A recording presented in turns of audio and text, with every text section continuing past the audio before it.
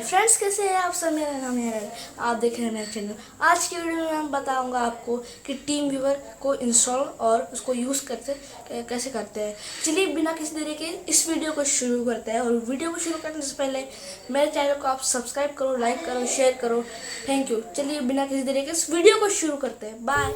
हाँ तो गाइस, आज हम आ गए अपने पीसी स्क्रीन पे। तो आपको जाना है अपने गूगल क्रोम ब्राउज़र पे और यहाँ पे टाइप करना है आपको डाउनलोड टीम व्यूअर।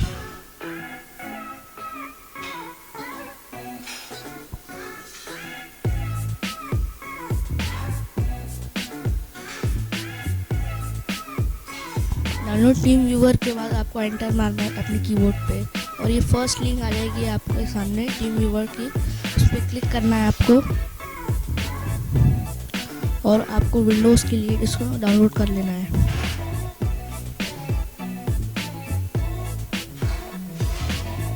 तो ये हमारा टीम व्यूअर हो रहा है डाउनलोड, तो हम इसको डाउनलोड ले लेंगे। तो ये हो गया हमारा टीम व्यूअर डाउनलोड और हमें इस पर क्लिक करना है शो इन फोल्डर।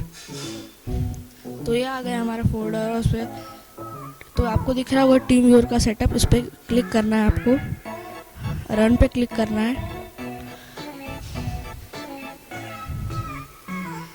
इस पर आपके हिसाब से सिलेक्ट करना है, उसके बाद नेक्स्ट पे क्लिक करना है।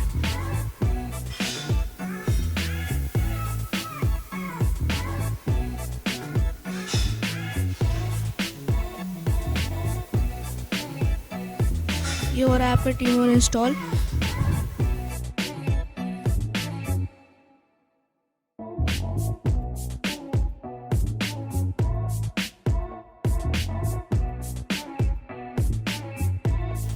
ये हो चुका है हमारा टीम व्यूअर इंस्टॉल।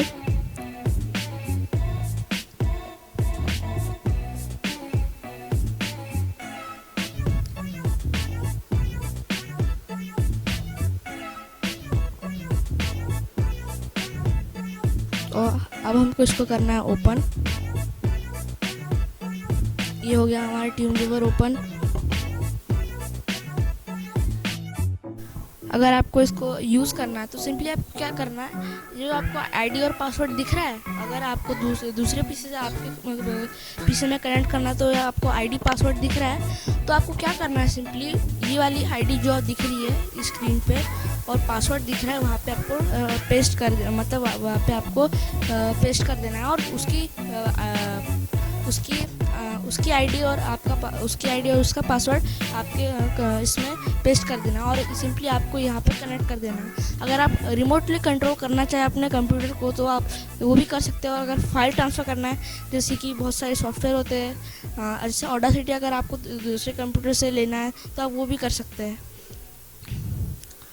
कोई वीडियो पसंद आई है तो इसे लाइक करिए, शेयर करिए, सब्सक्राइब कीजिए मेरे चैनल को और कमेंट में बताइए कि आपको ये वीडियो कैसा लगा। तब तक के लिए बाय।